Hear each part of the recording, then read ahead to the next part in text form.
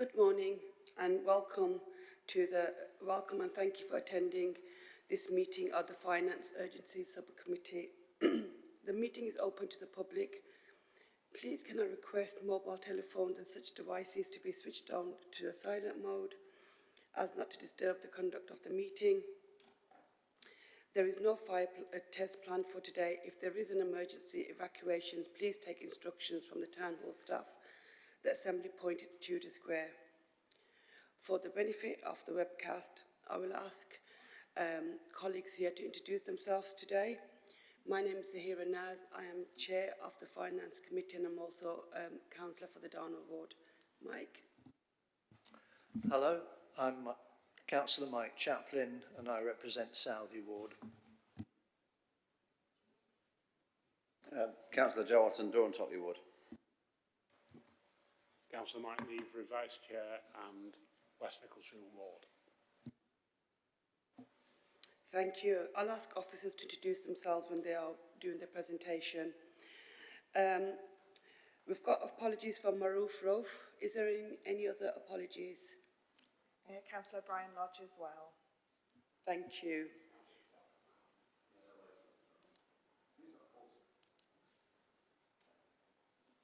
That's fine. Yeah, I don't think he was called. No. Yeah. Item number 3, exclusions of the public and press. There's none. Would anybody like to declare an interest today's agenda? No, there isn't any. Okay, so item number 5, changing futures funding extension. Report is in the supplementary agenda pack. And over to the officers. Thank you. Wrong one. That's better. Thank you. Good morning, committee. Good morning, Chair. And I suppose first thing to say would be how grateful we are that you've been able to get the meeting together at short notice for this item. So thank you. My name's Sam Martin. I'm one of the heads of commissioning in the Integrated Commissioning Service under Public Health. And with me is Michael, who's the Changing Futures Programme Manager. So if people do have any questions about the way the programme's being delivered, Michael can answer any of those this morning if you need to. Just to briefly outline the purpose of this report. So the Changing Futures programme is a specific programme that we secured funding from government for 2 years ago to deliver a 3-year programme, and we're one of, I think, 15 successful areas across the country that are delivering the Changing Futures programme.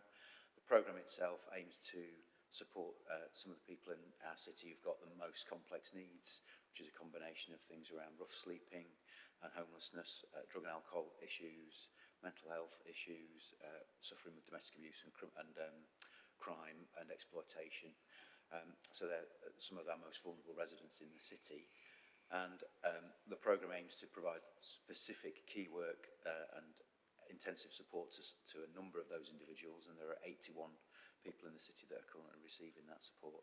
But the programme is also wider than that, and there is a learning and development and strategic change aspect to the programme, which is about how do we bring together the range of support services that people with those needs come into contact with, which are often quite siloed in terms of how they support people.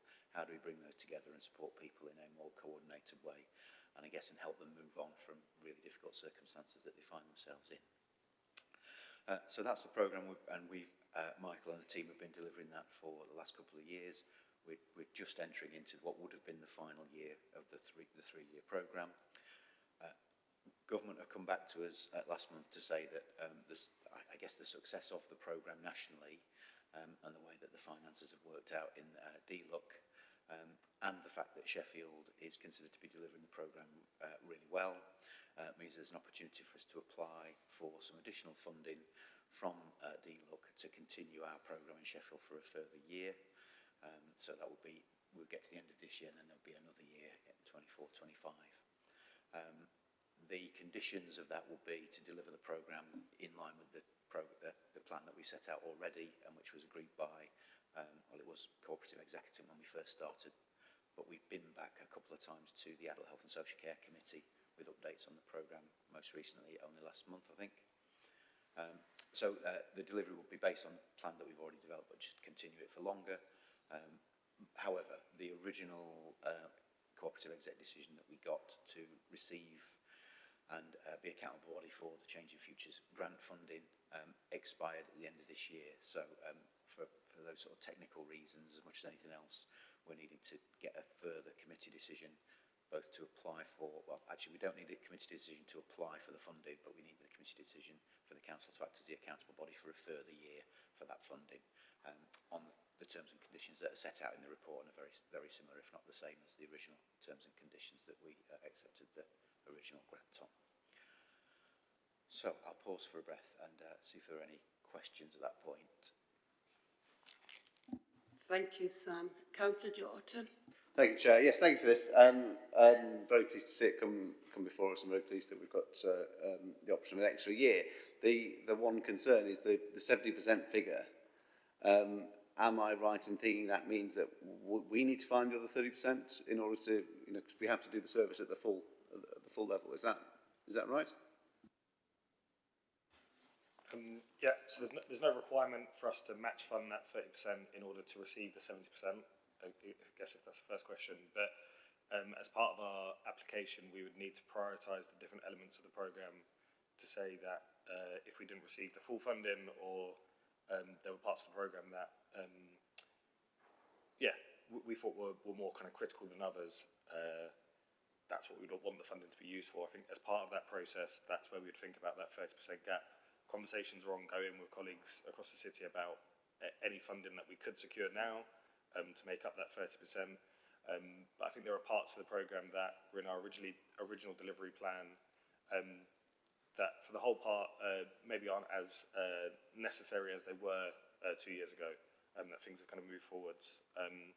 But I think those are conversations we need to keep having with stakeholders about kind of wider sustainability of the programme and how we might embed it. Right, okay, so I think I probably have misunderstood it. I mean, the line in the report says areas can only submit funding applications for up to 70% of their annual costs where ongoing funding has not already been secured. That suggests that, you're delivering 100% of a service, but you're only getting 70% of the funding, but you're saying you can actually reduce the service to match the funding if you have to. But it obviously would like to continue the service at the full level. So I'm just, where does that extra 30% come from if it can be found? Is it a pressure on the council's budget? I suppose is the question. I'll answer that in a couple of ways, Councillor Otten. So it's not a pressure on the council budget. So that was your final point there, and I think that's an important one to make. Michael might want to just talk about if there are elements of the programme where we might be thinking that might not, if we have to take the 30% reduction in funding, we might not have to do that bit of it because we either did it at the start of the programme. There's also a kind of there is a point in the programme at the moment where we were already starting to think about sustainability. So at the end of the government's 3-year grant, what would we do, with this service, with this programme, and built into some of the planning is about how we might secure additional funding going forward, either through the council or combination of council plus other partners, because partners like the NHS really benefit demonstrably from the work that we've been doing with this programme, and so do partners like the police in terms of reductions in city centre begging activity by some of the people that we've been working with. So there's a whole conversation which I suppose the extra funding gives us more time to have that discussion with partners and within the council and bring proposals back to committees for any future plans we might want to put on the table. But I don't know if you want to just talk, Michael, about any of the aspects of the programme where we could, if you like, deprioritise things or that aren't essential in terms of the next bit of funding. Yeah, sure. So in our original kind of annual cost, there's things like computer system development that was built in. I think there was particular roles that we attached to our delivery model as it is at the moment, where we have that kind of cohort of 80 people. I think if we got an extension of funding for 1 year, we'd be looking at that delivery model and how do we make that a bit more kind of mainstreamed in the city, linked into those conversations about sustainability and ongoing funding in the future. And I think as part of that, maybe there's some roles which become less not relevant, but less of a requisite in order to kind of do the work, because we're kind of taking the way that we work at the moment and pushing it more into how mainstream services are currently operated. So I think that there are kind of quite specialist roles within the team that we would want to review, but we'd want to do that collaboratively with the partners that are on our governance board and the people that have been involved in delivering the programme with us. Yeah. Okay, yeah, I mean, thank you for that, and I accept those answers. I will comment, it's a common refrain, isn't it? We hear it all the time, that we do a piece of work that has benefits in the community, which is the point of it, but it has benefits in terms of the pressures on the health service and the police. Something we go on wasting the streets in occasionally, I know. And it's a challenge, isn't it, just doing the kind of joined-up government bit, making sure the things that the work that we could do that would benefit those services as well as the community is funded accordingly. So, I mean, good luck with those conversations. It's the conversations that happen on many levels, on many subjects. Thank you. Councillor Mike Chaplin. Yes, thank you for the report, and clearly it speaks to work that is much needed in Sheffield.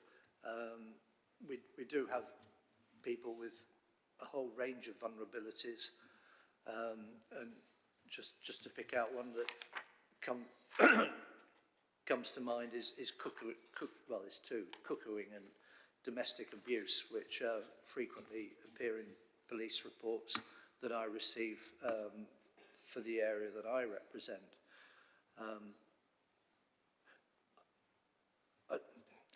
My question might not be one that you can answer, but why does this government fund this on a year-by-year basis when clearly there's a demonstrated need that this could go on for some years to come, simply because of the nature, the diverse nature of the way human beings are, and can become vulnerable and susceptible to exploitation by other more unscrupulous people. Thanks, Councillor. And I guess you're right. It would be very difficult and probably foolish for me to put myself into the mind of the current government about this. But I think, at least from my perspective, the civil servants that we've worked with on the programme, if you like, who are helping with the monitoring centrally, are seeing that the 15 areas, of which we're one of them across the country, are seen as pilot areas.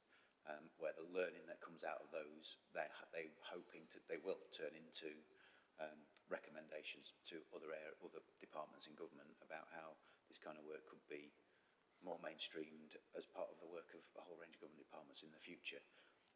I've been around long enough, I guess, within the council and worked with government departments to know that sometimes those kind of initiatives become quite successful and do get taken on more broadly, and there are others that don't. So I think the jury's out yet on whether what the government approach to this will be in the future, what any government's approach to this will be in the future. But certainly the idea, and I think Sheffield's been in a good position, I suppose it's worth saying, because we met with the leads, the monitoring leads, as part of our quarterly performance around the grant and the delivery last week, and the feedback about what we've done in Sheffield compared to a lot of the other areas is really good. We mobilised quickly, we had a really clear plan, and there's a lot of learning that's come out of the programme in Sheffield that is seen as exemplary across the department in terms of the stuff that we've done. So we're really proud of that, and I guess that's obviously turning into the ability to extend the programme. But I think we're hoping, because I guess we all, our business every day in terms of our bit of the council is around those vulnerable people, and I think we'd be as keen as anybody to see this kind of stuff get funded into the future.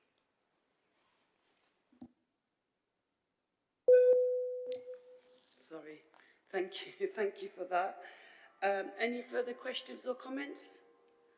No? Sam, how confident are you that we'll get the funding for the future? Very confident.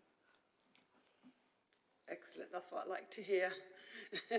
So thank you very much. Committee is asked to approve the recommendations. So there are 2 recommendations. Do we agree? Yeah? Could we have a show of hands, please? Thank you very much. So that's recommended. Thank you very much, Sam and Michael. Thank you for coming today. And that's the end of the meeting. Thank you.